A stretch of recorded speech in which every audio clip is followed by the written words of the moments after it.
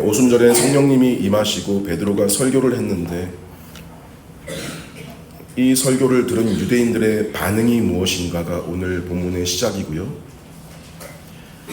결과적으로 3,000명이라는 숫자가 회개하고 침례를 받았다라는 그런 내용입니다. 여기서 3,000이라는 숫자만 보면 굉장한 숫자라고 여길 수 있습니다. 큰 수죠. 근데 지금 본문의 강조는 우리 보고 집중하고 중점을 두라고 하는 게 3,000이라는 숫자가 아니고 회개입니다. 이 3,000은 회개한 숫자입니다. 여러분, 당시 베드로의 설교를 들은 사람이 딱 3,000명이었을까요? 그래서 설교를 들은 전체 수가 다 회개하고 다 침례받은 걸까요? 그 자리에는 훨씬 많은 사람들이 있었다고 봐야 됩니다. 이스라엘 절기 지키러 모이는 인파는 못해도 몇만 명이고요. 또 많게는 몇십만 명 그렇게 추정됩니다. 사실 3,000이라는 수는 뭐에도 못 미치는 숫자냐면 예수님이 공생애 때 빈들에서 떡 5개와 물고기 2마리 먹인 숫자가 5,000명이었습니다. 남자만 5,000명. 그 사람들이 지금 이 자리에도 그대로 왔을 거라는 보장은 없지만 굳이 수치로만 따져보면 5,000명 중에 3,000명이 회개한 셈이죠. 그리고 4장 4절에 보면 사도들이 설교를 했는데 말씀을 들은 사람 중에 믿게 된 자가 약 5,000명이라고 나오는데요. 그게 남자만 계수한 숫자였다라고 소개를 합니다. 남자만 센 거죠. 당시 관습에 따른 겁니다. 그래서 오늘 본문의 3,000이라는 숫자도 남자만 따졌을 가능성도 높습니다. 그러니 그날 아침 베드로의 설교를 들은 유대인들이 다 회개했을까? 그 설교를 다 진지하게 들었을까? 아마 그 장소가 예루살렘 성전 부근이었다면 더 많은 인파가 오순절 아침 제사 드리려고 아마도 몇십만의 인파가 그 일대에 운집해 있었을 겁니다. 무슨 말이냐? 3,000이라는 숫자가 얼마나 크냐 작냐 지금 그거 강조하는 게 아니고 그 3,000이라는 사람들한테 무슨 일이 일어난 거냐. 그래서 그들이 무리를 이루어서 결국 들어오게 된 공동체는 어떤 특징을 지닌 공동체이냐? 회개한 사람들이다. 회개한 3,000명이다. 남들 다 받으니까 나도 덩달아 침례 받은 사람들이 아니고 그냥 떠밀려서 감정적으로 침례 받은 사람들이 아니라 성경이 말하는 진정한 회개로서 침례를 받은 사람 3,000명입니다. 자, 이 사람들이 방금 들은 베드로 설교의 핵심은 크게 두 가지인데요. 첫째가 하나님이 너희가 죽인 예수를 그리스도와 주로 삼으셨다라는 것이고요. 이 말은 너희가 메시아를 죽였다라는 것이죠. 두 번째, 또 한 가지는 하나님께서 이 모든 것을 계획대로 성취하신 것이고 이루신 거다. 이걸 우리가 간단하게 신학적인 용어로 구속사라고 그렇게 표현을 합니다. 구원에 관련한 이 구약과 신약 전체의 역사를 하나님이 전체 계획을 다 세우신 것이고 그것들을 세밀하게 다 성취해 나가시고 이루셨다라는 것이 구속사입니다. 자, 이 설교에 이 3,000명의 마음에 어떤 일이 일어났다라고 나오냐면 37절에 보니까 그들이 이 말을 듣고 마음에 찔려 묻기를 형제들아 우리가 어찌할꼬. 자, 무슨 말이냐면 자기들이 얼마나 엄청난 일을 저질렀는지를 알게 되고 보게 된 겁니다. 여기 마음에 찔려라는 말은요, 헬라어로 찌르다, 찔러 관통하다라는 의미를 지닌 동사 카타니소라고 하는 그 말에서 나온 말인데, 찔러 관통한다, 칼이 찔러서 관통하는 그런 이미지예요. 하나님의 말씀이 사람의 심령에 들려질 때 마치 날카로운 칼처럼 좌우에 날선 검이라고 표현을 하죠. 그 칼이 마음에 와 닿으니까 그 칼에 의해서 마음이 칼에 베이는 거예요. 심지어 뚫려 관통하는 거예요. 그러니 어떤 일이 일어나요? 아프죠. 아파서 애통한 겁니다.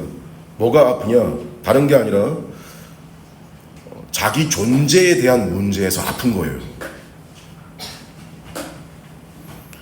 자기가 어떤 존재인가를 보게 되는, 내가 이렇게까지 엉망인 존재구나, 내가 이렇게까지 죄인인 거구나 라는 탄식과 애통에서 죄인된 자신의 실체와 비참을 보고, 내가 실제로는 도둑질 한 번 한 적도 없고 윤리적으로 도덕적으로 나름 노력하고 살고 어려운 이웃을 돕기도 하고 착하게 산다고 노력을 해온 인생인데 그게 다 누더기처럼 보이고, 근데 그런 문제가 아니라 하나님을 대적하며 서 있는, 자기가 자기 인생의 지금까지 왕이었고 이기적이고 교만하고 하나님과 아무 관계없이 살아온 실상이 비참이요 절망이라는 깊은 통찰이 그 깊은 내면 속에서 일어나고 있는 거예요.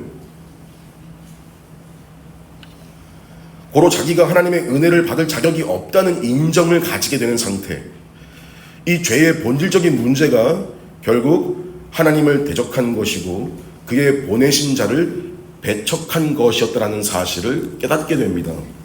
그래서 무슨 말이 나오는 거냐면 형제들아 우리가 어찌할꼬인 겁니다.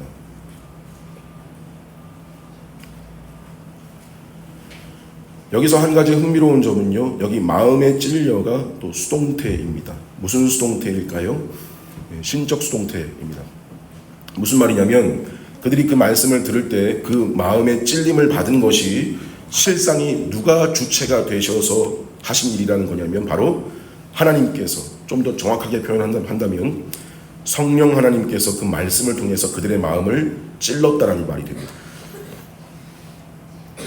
즉 그들이 뉘우치고 깨닫게 되는 것은 그것도 그들 속에서 그들이 자의적으로 원해서 했다는 게 아니고 그것까지도 하나님의 은혜로 된 것이고, 설교를 듣고 보니 자신들이 그토록 대망했던 메시아를 자기들 손으로 주겠다는 그 사실을 알게 되자 걷잡을 수 없는 후회와 절망감에 사로잡혀서 마치 그 마음이 칼에 찔린 듯이 어찌할 바를 모르게 된 것입니다. 자, 이 지점에서 한번 정리를 해보자면 지금까지 소개해드린 이 일련의 과정들이 연쇄적이라는 것, 도미노 아시죠? 도미노가 넘어지면서 다 넘어뜨리듯이, 차례대로 넘어뜨리듯이 연쇄적인 것을 알 수 있어요. 무슨 말이냐? 첫 번째, 제일 먼저 성령님이 임하시면 성령님이 알리시는 것이 자신을 알리시는 것이 아니라 예수님을 알리신다. 예수님을 바라보게 하신다. 그렇죠? 특별히 그 예수님의 구속사역, 그분의 삶과 죽음과 부활과 승천을 보게 하고 의지하게 하신다. 이게 첫 번째 일이고, 그 다음에 두 번째, 그렇게 사람이 예수님을 바라보게 되자 어떻게 돼요? 사람이 그 구속 역사에서 구속주를 죽인 범인이 자기 자신이었다는 찔림을 가지게 됩니다. 깨닫게 돼요. 즉 성령님이 오심이 그리스도에 대한 통찰과 자기 자신에 대한 통찰로 이끈다, 연결이 된다는 거죠. 자, 세 번째, 그리고 결국 성령님을 통해서 그리스도와 자신에 대한 바른 인식이 생기자 그 속에 무슨 생각이 일어나냐면 큰일 났다. 영적인 절망과 동시에 이 길에서 돌이켜야만 된다는 급박함이 일어나게 됩니다. 즉 성령, 그리스도, 나에 대한 통찰이 나를 어디로 데려가냐면 회개로 이끕니다. 이게 연쇄적이에요. 동시적으로 연쇄적인 거예요. 그래서 형제들아 우리가 어찌할꼬라는 영혼의 중대한 물음에 대해서 베드로가 뭐라고 제시를 대답하냐면 38절에 보니까 회개하라, 제일 먼저예요. 또 회개하고 각각 예수 그리스도의 이름으로 침례를 받아라. 회개하라, 침례를 받아라. 요 대답을 하죠.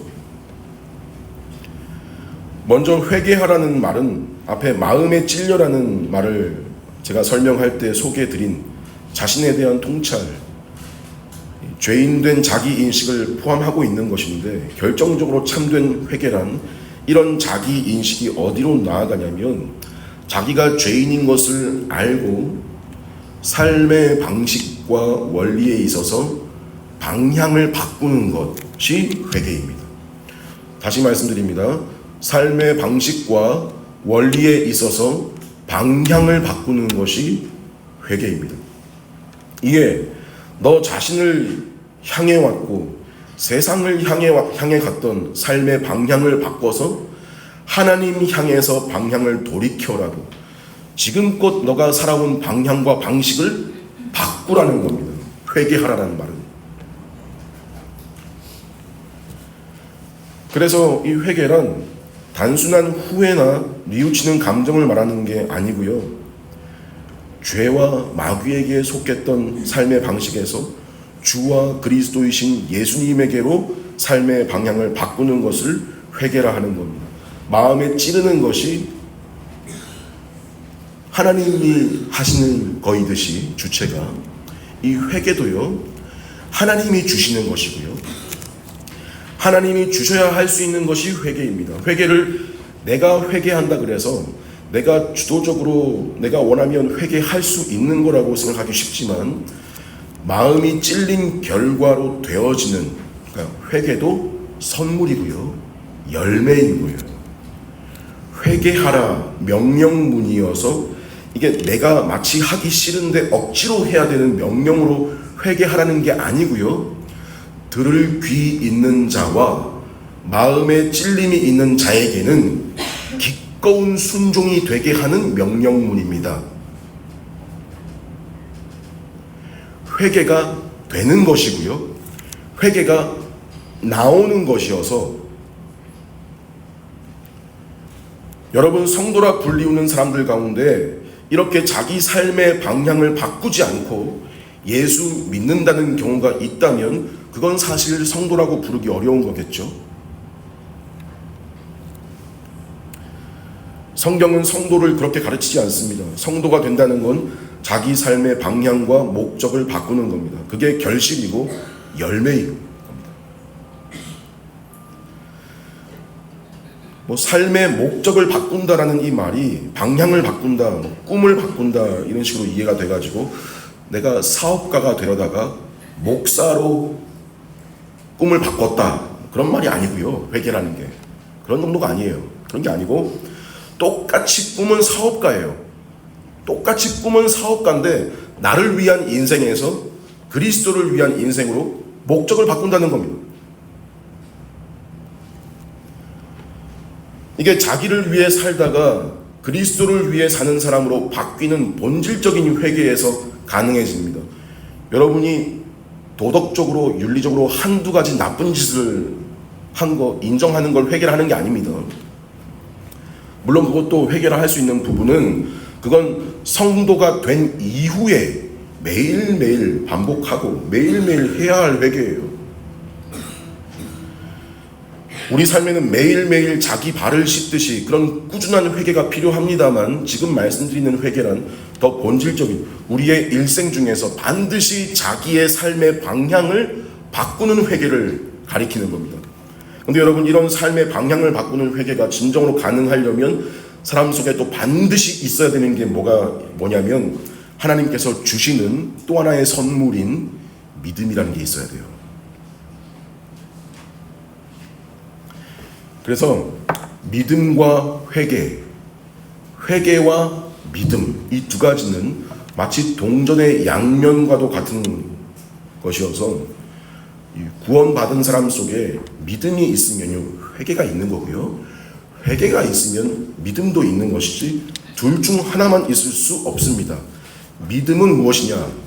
자, 회개는 자기가 죄인인 것을 알고 삶의 방식과 방향을 바꾸는 것이 회개라면, 믿음은 우리로 하여금 그리스도를 받아들이게 하고 그리스도를 의지하고 신뢰하도록 하는 무언가 어떤 것이지요.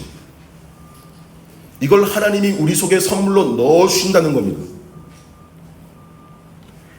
이 회개와 믿음을 통로로 해서 우리에게 구원이 주어집니다. 하나님이 택자에게 이 믿음과 회개를 주시는 거예요. 믿음과 회개, 회개와 믿음. 그래서 회개란 방향을 바꿔서 예수께 나를 맡기고 예수만을 의지하고 신뢰하는 것. 그리고 예수님을 나의 구원자요 내 삶의 주인으로 인정하면서 그분이 원하시는 일을 행하고 그 일에 헌신하는 것이 진정한 회개입니다.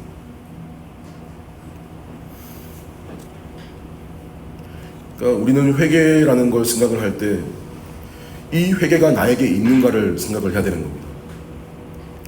돌이켜봐야 됩니다.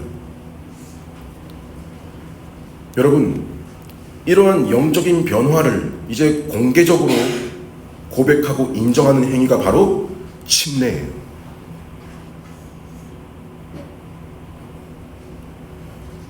침례라는 의식이 가볍지가 않죠. 제가 지금 앞에 설명드린 그 믿음과 회개에 대한 공적인 고백이 침례라고요. 좀 더 구체적으로 침례는 회개와 믿음의 외적인 표시이고 죄사함과 더불어 그리스도의 죽음과 장사와 부활에 내가 연합한 자로서 교회의 일원이 된다는 고백적 의식, 고로 참된 회개와 믿음을 가진 사람은 침례를 받으라는 명령에 기꺼이 순종하고요, 교회에 들어오고 교회의 질서에 순복하려는 태도를 마땅히 지니겠죠. 침례를 마땅히 받습니다. 바르게 순종하려고 할 것이고요, 또 미룰 이유가 없습니다. 자기가 회개한 사람이고 회개하고 죄 용서함 받았고 그리스도의 죽음과 장사됨과 부활을 믿는 자라는 고백이며 확증의 명령이기에 기꺼이 순종하려고 할 것입니다. 이 침례를 받음으로 이 침례의 효과가 있어서 죄사함을 받거나 침례라는 그 의식 자체에 사람을 구원시키는 신비한 능력이 있기에 받으라는 것이 아니고, 이미 죄사함을 받았고 구원받은 자에게 이미 그 표로 받으라는 그리스도의 명령이어서 받는 겁니다. 따라서 여기 베드로가 한 말도요, 너희가 회개하여 침례를 받고 죄사함을 받으라라는 이 말은 침례 자체의 죄사함의 효력이나 영향력이 있다는 말이 아니에요. 베드로 말이. 자, 이걸 모르고 베드로의 이 말을 보면 마치 침례 자체에 죄를 사하고 구원시키는 효과가 있다는 식으로 보일 수 있는데, 또 다른 본문 중에 가령 마가복음 16장 16절 말씀에 이런 말씀이 나옵니다. 믿고 침례를 받는 사람은 구원을 얻을 것이요 믿지 않는 사람은 정죄를 받으리니. 자, 이 말씀도 믿고 침례를 받는 사람은 구원을 얻는다, 이 말이 침례 받으면 구원 받는다가 아니고요, 침례에 구원하는 효력이 있다는 말이 아니라 믿어서 침례를 받은 사람은 구원 받은 자다, 이 말이에요. 즉 구원의 근거는 확실히 믿음뿐이고요, 믿음이고, 다만 참 믿음을 가진 자는 그리스도의 명령의 순종으로서 기꺼이 침례를 받는다는 전제로 한 말이에요.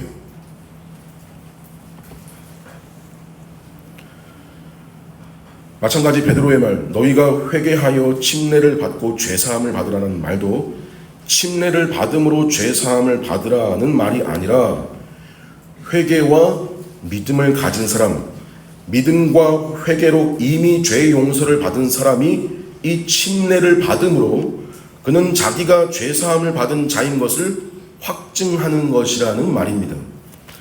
자, 이렇게 침례를 받은 사람은 그의 몸과 영혼이 살아서나 죽어서나 자기가 이제 더는 자신의 것이 아니라 예수님과 연합한 자라는 걸 인정하는 것이고요, 그러기에 침례 받은 사람은 지체 없이 주님의 몸된 교회의 일원으로서 받아들여지게 되는 것입니다. 특별히 여기 한 가지 특이한 것이, 여기 예수 그리스도의 이름으로 침례를 받고라고 표현을 했는데, 이 말이 예수님이 직접 명령해 주신 대위임령에서 아버지와 아들과 성령의 이름으로 침례를 베풀라고 하셔서 지금 베드로의 이 주장은 맞지 않는 게 아닌가 할 수 있는데, 지금 베드로의 의도는 그게 아니고, 베드로가 예수님의 대위임령을 무시하는 게 아니라 이 문맥에서 보면 베드로는 지금 죄사함에 대해서 이야기하고 있잖아요. 베드로가 다른 의견을 제시하는 게 아니라 죄사함이라는 측면에서 예수 그리스도의 이름이 우리 죄 씻음의 유일한 근거임을 강조하는 표현으로 지금 쓰고 있는 거예요.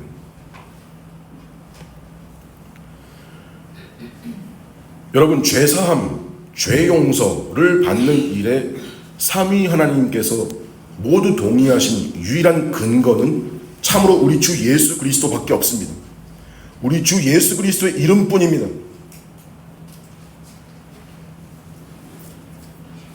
여러분, 우리가 자주 하는 말로 예수님을 믿는다, 예수 믿는다 할 때 여러분 그 말이 많은 것을 내포하고 있는 그런 표현이겠지만, 예수 믿는다 하면 우리 구원과 관계되었을 때 그게 무슨 말이냐, 핵심적으로 뭘 믿는다는 거냐, 대체 그게 두 가지입니다. 기억하십시오. 예수를 믿는다 할 때 그게 어떤 의미입니까? 첫째는 내 모든 죄를 예수님 십자가에서 죽으심으로 다 감당하셨다는 걸 믿는 거예요. 여러분의 과거, 여러분의 현재, 여러분의 미래의 모든 죄의 문제가 예수님의 십자가의 죽음으로 다 해결됐다는 걸 믿는 거죠. 이거 믿는 겁니다. 둘째, 뭘 믿는 거냐? 내가 지켜야 될 하나님의 법, 율법의 모든 요구와 순종을 그분이 대신 다 감당했다는 걸 믿는 겁니다. 자, 이 두 가지를 일컬어서 한마디로 칭의라고 하는데, 자, 물론 그렇다고 그럼 내가 아무것도 하지 않아도 되는 거네 라는 대로 나아가면 그건 참 믿음이 아닌 거고요. 참된 믿음은 그 은혜가 너무 감사해서 나로 하여금 그리스도께로 헌신, 그리스도께로의 순종으로 이끌고 나아가는 거예요. 또는 내 모든 과거, 현재, 미래의 죄가 다 용서받은 거라고 해서 그럼 내가 더 이상 회개할 필요도 없겠네. 모든 죄가 용서받았는데 더 회개할 필요가 뭐가 있어? 이것도 아닌 것이 본질적인 회개, 방향을 바꾸는 회개를 한 사람이라 할지라도 여전히 남아있는 죄성과 유혹과 세상의 시험으로 하나님을 도발하는 일들을 저지르죠. 이미 다 용서하셨는데 그 결과는 하나님은 이러한 신자의 현실 속에서 성도가 회개를 통해서 거룩해져 가도록 정하셨죠. 이걸 성화라 그럽니다. 하나님의 지혜로우심입니다. 이 성화 속에서 성도는 구원받으려고 회개하는 게 아니고요. 이미 구원받았기 때문에 그 열매로 회개하는 거예요.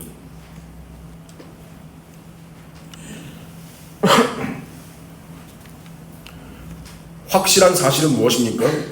어떤 중한 죄라도 주님의 공로 의지하고 죄를 자복하고 돌이키는 자에게 죄사함의 은혜가 주어진다는 사실입니다. 사람의 죄를 다루는 유일한 길은 예수 공로 믿고 의지하는 길뿐입니다. 스스로 노력해서 죄가 씻어지지 않습니다. 불가능입니다. 오로지 예수님의 공로 의지하고 자기 죄를 토해내고 아뢰을 때 그 죄가 씻어지는 은혜를 누립니다. 여러분의 회개를 실제로 사용하시기를 바랍니다. 회개는 여러분의 심리적 안정을 위해서 하는 것도 아니고 넋두리도 아닙니다.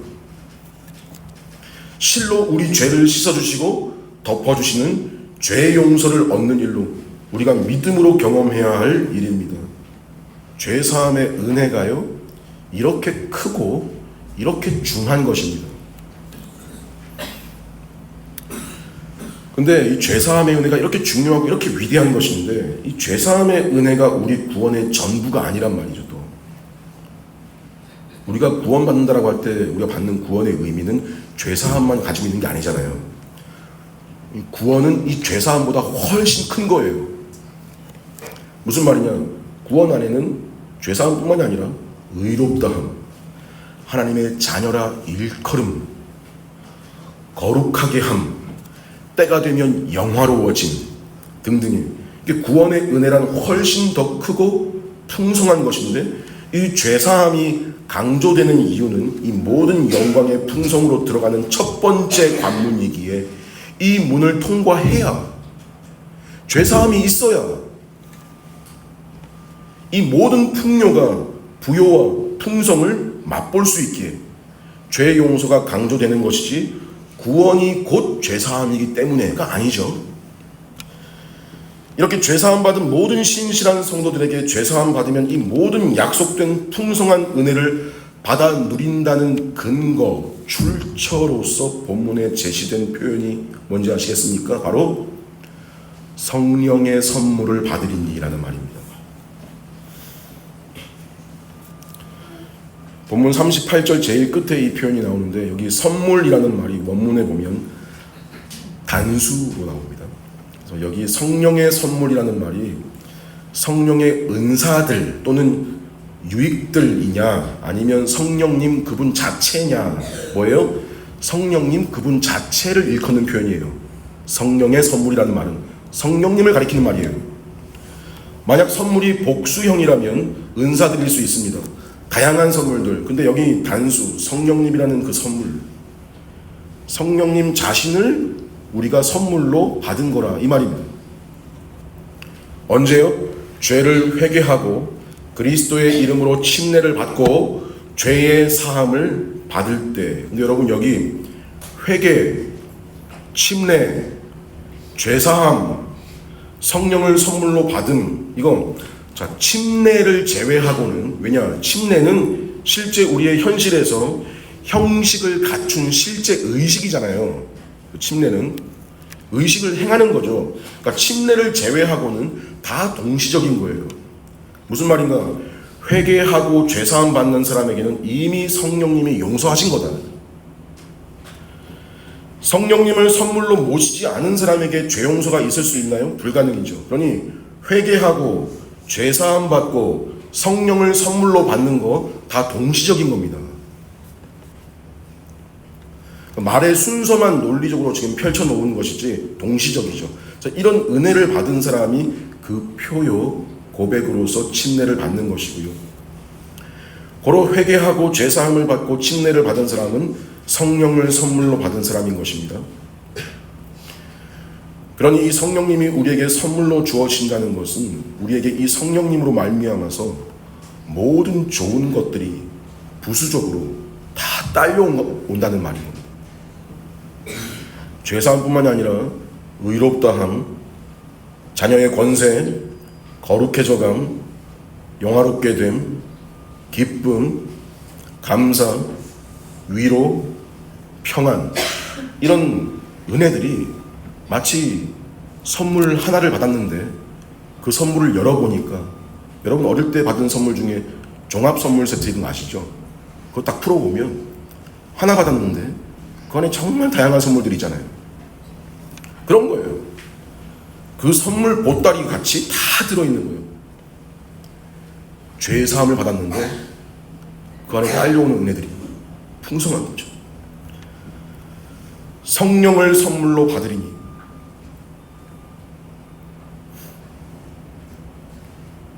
여러분, 사람이 이 사실을 진정으로 믿는다면, 사람이라는 존재가 자기한테 이 일이 일어났고 그가 이 사실을 진정으로 믿는 존재라면 그 사람한테 이보다 더 든든한 보장과 확신이 어디에 있을까요?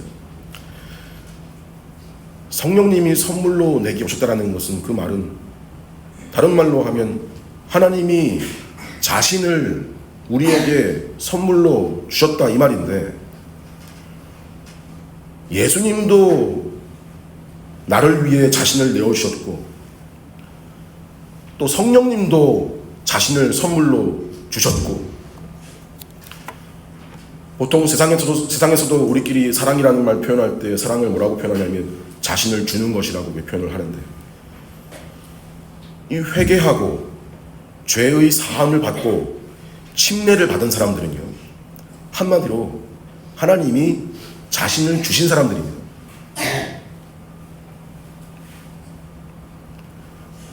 내가 네 거다. 너가 내 거고 내가 네 거다. 여러분, 신앙생활의 기쁨이라고 하는 것, 신앙생활의 능력이라고 하는 것, 다름 아닌 이 사실을 얼마나 실감하느냐와 비례하는 거라고 할 수 있겠죠.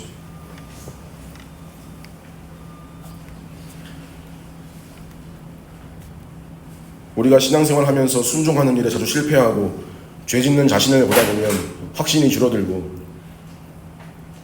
마귀가 나를 정죄하고 내가 이래가지고 어떻게 하나님의 사랑을 받겠노? 라는 좌절과 실망감에 빠질 때가 자주 있죠. 일상에 회개도 게을러지고 회개해봐야 또 죄 지을 건데 이런 생각도 생기고 내가 하나님과 멀리 있다고 느끼죠. 그게 느끼는 거예요, 그렇게. 근데 실상은 성령님이 내 안에 계시는데 내가 멀리 있다고 느낄 때가 있는 거예요. 하지만 그런 우리라 할지라도 변함없는 말씀은 무엇인가 하면 회개하고 그리스도의 이름으로 침례를 받고 죄사함을 입은 사람은 성령을 선물로 받은 사람이다.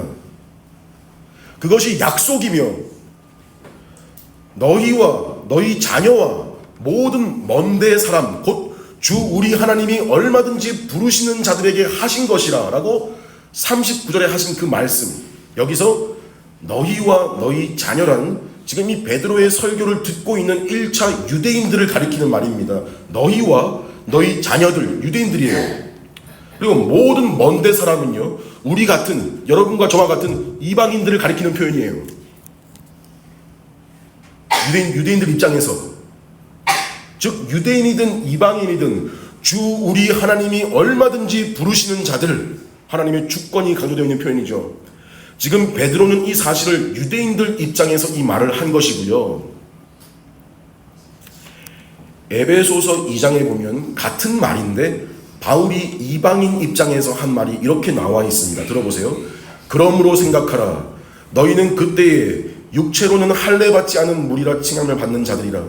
그때에 너희는 그리스도 밖에 있었고 이스라엘 나라 밖의 사람이라 약속의 언약들에 대하여 외인이요 세상에서 소망 없고 하나님도 없는 자였더니 이제는 전에 멀리 있던 너희가 그리스도 예수 안에서 그리스도의 피로 가까워졌느니라. 같은 말인데 이방인한테 들으라고 한 말이에요.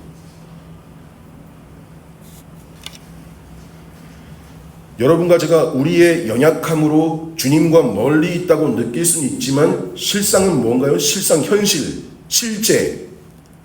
성경이 약속하는 그 내용은 뭐예요? 그리스도 예수 안에서 그분의 피로 가까워진 사람들, 성령을 선물로 받은 사람들. 우리 현실에 여러 시험과 어려움이 많은 이유 중에 하나가 뭐냐면 우리 속에 여전히 남아있는 죄성과 그 죄의 성향들도 문제이겠지만 그런 우리가 눈만 뜨면 보이고 발을 딛고 사는 이 현실 세상이 악하고 죄악으로 가득 차 있기 때문에 그런 까닭입니다. 그래서 베드로도 뭐라고 말합니까? 40절에 또 여러 말로 확증하고 권하여 이르기를 너희가 이 패역한 세대에서 구원을 받으라 하니. 여기 누가가 첨가한 말이에요. 여러 말로 확증하고 권하여라는 말은 베드로의 설교가 지금 여기에 이 본문에 소개된 내용보다 훨씬 더 길고 풍성하게 말했는데 누가가 지금 한마디로 압축해서 표현해 놓기를 너희가 이 패역한 세대에서 구원을 받으라. 여기 패역한이라는 말은요 좀 눈여겨봐야 되는데 구부러진, 휘어진이라는 말로 고든이라는 말과 반대말입니다. 헬라어로요. 특히 구약은 히브리어죠. 이스라엘 백성이 광야에서 하나님 말씀에 불순종하고 방황했던 모습, 걸어서 아무리 넉넉 잡아도 일주일이면 통과할 수 있는 그 길을 40년 동안 구불구불하게 갔던 그 여정, 그 모습을 묘사했던 표현이에요. 구약에서 히브리어로. 신명기 32장 5절 말씀에 그들이 여호와를 향하여 악을 행하니 하나님의 자녀가 아니요 흠이 있고 삐뚤어진 세대로다. 신명기 구약 성경이죠. 구약을 헬라어로 히브리어를 헬라어로 번역한 70인역에 보면 여기 삐뚤어진 세대라는 말이 오늘 신약 이 사도행전 본문 40절에 패역한 세대와 같은 단어입니다. 즉 베드로는 성령 강림을 목격한 이 자리의 유대인들에게 구속사적으로 마치 광야에 있는 이스라엘을 연상시키는 그 단어로 하나님을 섬긴다 하면서 하나님의 말씀을 무시하고 구부러진 길로 갔던 그 악한 세대 속에서, 즉 지금 너희 시대에 대제사장들과 서기관들과 바리새인과 백성의 장로들의 회개치 않음과 그 불신과 메시아를 대적하는 하나님 보내신 자를 거부하는 진노와 그 파멸의 세대에서 벗어나라. 하나님의 구속사로 볼 때 첫 말씀의 시대, 옛 언약의 시대에는 실패했는데 이제 새 말씀의 시대, 새 언약의 시대가 밝았다. 너희는 첫 세대에서처럼 실패하지 말고 회개하고 구원을 받으라고 외치는 것이죠. 자, 놀랍게도 이 말을 받은 사람들이 회개하고 침례를 받음에 이 날의 신도의 수가 3,000이나 더했다. 그러니까 이 말은 무슨 말인 거냐면 여러분 들어보세요. 이 이스라엘 민족 택자와 비택자가 혼합되어 있는, 섞여 있는 옛 언약의 공동체 무리 속에서 3,000이라는 숫자가 택자로 더 드러났다라는 말입니다. 구약의 표현에서 남은 자라고 하죠. 그리스도를 배척하고 십자가에 못 박은 무리로 보였던 그 무리 속에서도, 그 진흙 속에서 실상은 택자요, 남은 자로 남아있던 자가 3,000명이 더 드러났다라는 말이에요. 어떻게 드러났습니까? 회개와 침례로. 그들도 은혜로 죄사함을 받은 새 언약에 포함된 사람이라는 사실이 드러난 사건이에요.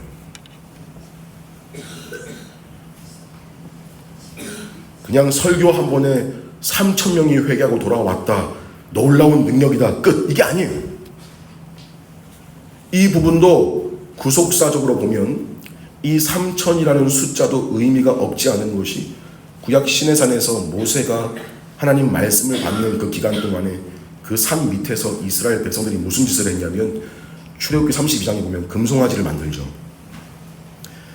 그 결과 모세가 언약의 두 돌판을 부수고 모세가 말하기를 누구든지 여호와의 편에 있는 자는 나오라 하자 레위인들이 나서고 그들이 그 형제를, 그 친구를, 그 이웃을 도륙하여 임한 그 패역의 결과고 죽임을 당한 숫자가 3,000명이었습니다.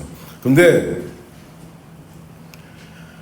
하나님께서는 이제 새 언약의 시대, 오순절 성령 강림 사건으로 새롭게 열리게 된 새 말씀의 시대에 다시 성령님으로 인해서 오순절 하나님의 말씀이 주어질 때 이제는 거기 있는 유대인들 가운데 그 유대인들을 회개케 하시고 다시 3,000명이 죽임당하는 것이 아니라 하나님께 돌아와 구원을 받고 침례를 받게 되는 일들을 이 구속 역사 안에서 이루어 보여주신 것이라고 볼 수 있습니다. 자, 성경을 이렇게 구속사적으로 보고 해석을 할 때 가끔 억지스럽고 끼워 맞추기 하는 것 같다라고 느껴질 때가 있는데, 한편으로는 그만큼 하나님의 세심하심과 지혜로우심을 엿볼 수 있는 방법이기도 합니다. 분명한 사실이 뭐이기 때문에요? 모든 역사는 하나님이 주관하시는 거니까요.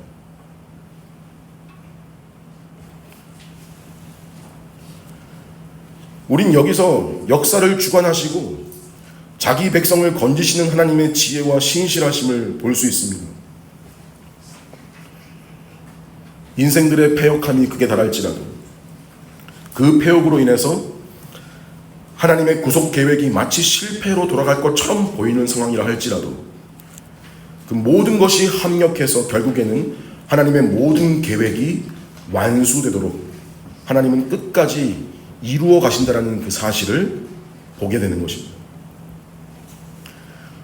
복음서 내내 자기 땅에 오매 메시아를 알아보지 못한, 심지어 배척하고 공격하여 결국 십자가에 죽게 협약한 유대인들 중에 패역하여 죽임을 당하는 3,000명이 아니라 회개와 죄사함의 은혜를 누린 3,000명의 결실이 있었고, 그들이 처음 교회의 구성원이 되었다는 그 사실, 그들에게도 동일하게 성령님을 물 붓듯이 부어주셨다는 사실, 이 사실은 그 이후의 교회를 향하여서 이 하나님이 얼마나 약속에 신실하신 분이시며 어떻게 끊임없이 자기 교회를 사랑하시는가, 어떻게 앞으로도 이끌어 가실 것인가 하는 것은 그 교회를 위로하시고 격려하시기에 부족함이 없는 것이죠. 그렇죠.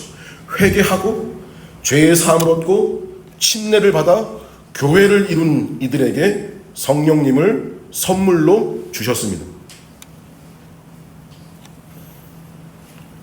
그리고 오늘 이 말씀이 우리에게 유독 더 크게 은혜로 다가오는 것은 이 은혜의 원리가 우리에게도 동일하게 임했다라는 사실 때문입니다.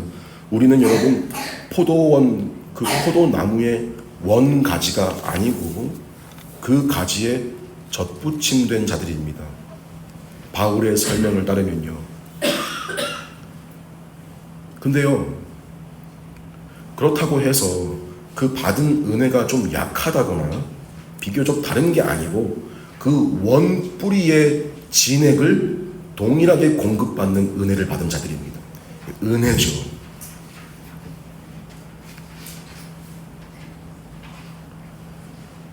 그래서 여러분, 당시 이 베드로가 설교한 이 이후의 교회 생활 가운데 이 당시에 공동체 안에서 유대인 기독교인들은요, 이방인 형제 자매들을 얕볼 수 없습니다. 왜? 그들도 약속을 유업으로 받은 동일한 형제이기 때문이며, 오히려 자기들 유대인으로서 그리스도를 죽이는 일에 앞장섰던 자신들의 무지와 어리석음을 용서해 주신 은혜를 생각하고 자기를 낮추는 것이 옳죠. 그렇죠? 그 당시의 교회의 상황들을 한번, 분위기를 한번 유추를 해본다면 그래야죠. 그리고 또 교회 안에서 이방인 형제들도 유대인들 형제들을 무시할 수 없습니다. 왜요? 그들은 약속을 처음 받은 형제들이요, 우리가 받은 은혜가 하나님께서 그들에게 베푸신 첫 약속에 이어진 것임을 알고 그들을 존중하고 귀히 여겨야 됐겠죠.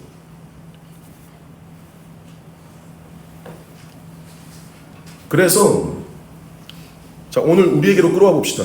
우리가 교회를 생각할 때 우리도 오해하지 말아야 될 것이 크게 두 가지인데, 오늘 말씀에 근거해서 먼저는 이거예요.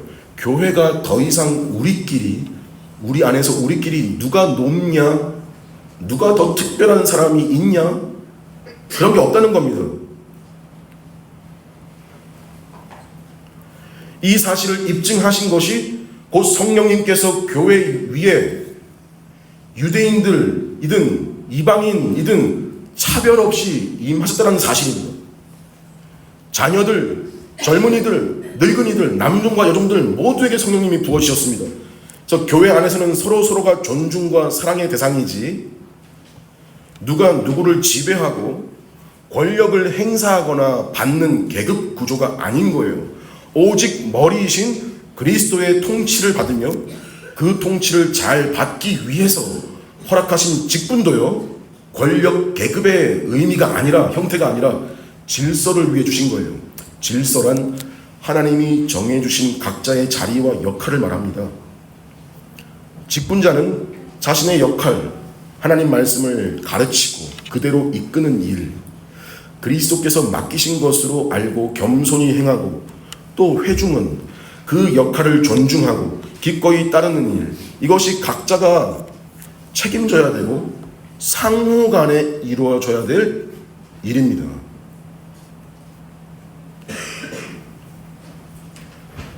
또 한 가지 오해하지 말아야 할 것은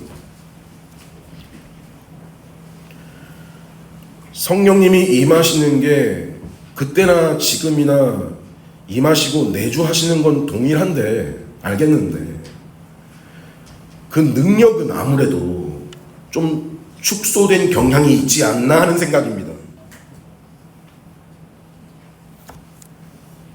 자, 이런 생각이 드는 이유는 우리가 앞에서 설교를 계속 들어왔는데, 당시 초대교회 때 성령님이 임하시면서 그때 보였던 현상들, 그때의 그 특별한 현상들, 신비로운 일들로만 성령의 능력으로 생각하고, 지금은 그런 게 없거나 그냥 없다고 하고 공식적으로 중단된 것에서 그 능력이 축소된 것은 아닌가라는 그런 인식이 있는 거, 그렇게 쉽게 생각하는데, 하지만 성경을 잘 보고 우리 가운데 일어나고 있는 일들을 보면 축소되지 않았습니다. 성령님은 지금도 그 자신의 고유한 역할로서 말씀을 통해서 죄인을 회개하게 하시고, 말씀을 통해서 죄인을 구원시키시는 그 일을 동일한 능력으로 계속해서 해나가고 계시는 중이십니다. 진리가 선포되게 하시고, 그 진리를 통해서 죄인을 부르시고 거듭나게 하시고, 믿음과 회개를 주시고, 의롭다 하시고, 자녀가 되게 하시고, 죄와 싸우게 하시고 거룩하게 하십니다. 소원을 주시고 기도하게 하시고, 기도를 도우시고, 말씀을 생각나게 하시고, 말씀대로 살 힘을 주십니다. 우리는 자주 속으로 안 된다, 내가 자꾸 실패한다, 그렇게 말하기 쉽고 그렇게 합리화하기 좋아하는데, 그게 쉬운데, 아니요. 참으로 회개하고 죄의 사함을 받고 성령을 선물로 받은 사람 속에서는 마음의 흐름이 그렇게만 흘러가지가 않는답니다. 자꾸 자기 약함을 여러분 합리화하고 엎어져 있는 자기가 당연하다고만 생각하는 사람이 아니라고요.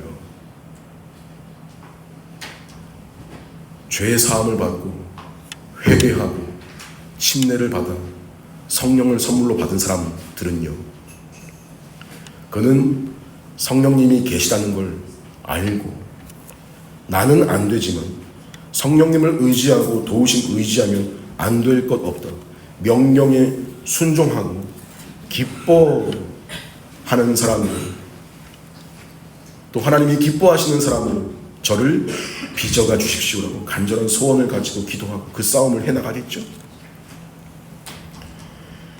그 일이 성령님이 선물로 주어졌기에 가능한 일입니다. 그래서 오늘 본문에서도 성령님이 임하셔서 회개한 3,000명이라는 숫자, 3,000, 그게 성령의 능력이라는 식의 방점을 지금 오늘 본문은 찍지 않습니다. 그게 결론이 아니고, 결론은 성령님이 임하셔서 그런 예수를 팔아 넘긴 자들에게 나타난 증거가 어떤 성령의 은사들이 아니고, 그들이 살아간 생활에서 나타난다 하는 것이 오늘 본문의 결론이죠.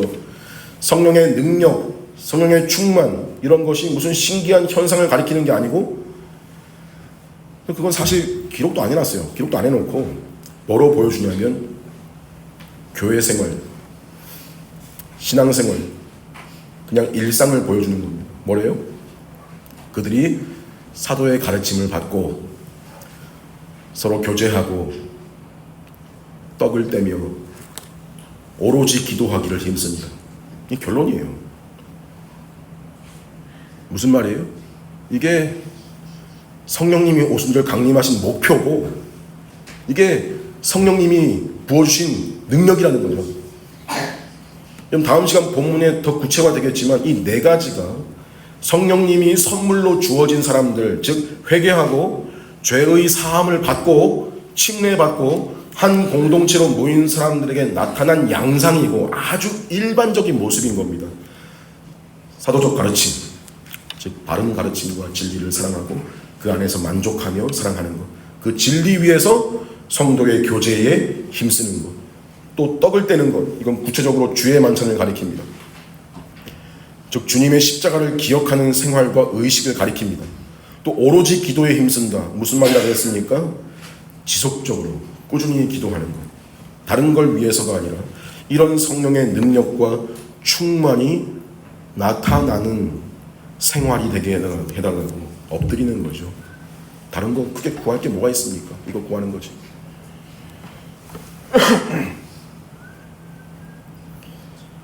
이 네 가지는요, 여러분, 이 네 가지 중에서 어느 한 가지만 빛날 수 없습니다. 우리 속에서 유독 몇 가지는 되는데 몇 가지는 안 된다라고 할 수 없는 겁니다. 성령님이 선물로 주어지면 유기적으로 연결된 반응들입니다. 이걸 소원하게 되어 있고 애쓰게 되어 있습니다. 물리적으로 어려울 수는 있습니다. 내 환경과 내 상황이. 근데 이걸 소원하게 되어 있고 그걸 간절히 원하고 그걸 추구하게 됩니다. 여러분, 이것이 드러나는 것이 능력이고 성령 충만입니다.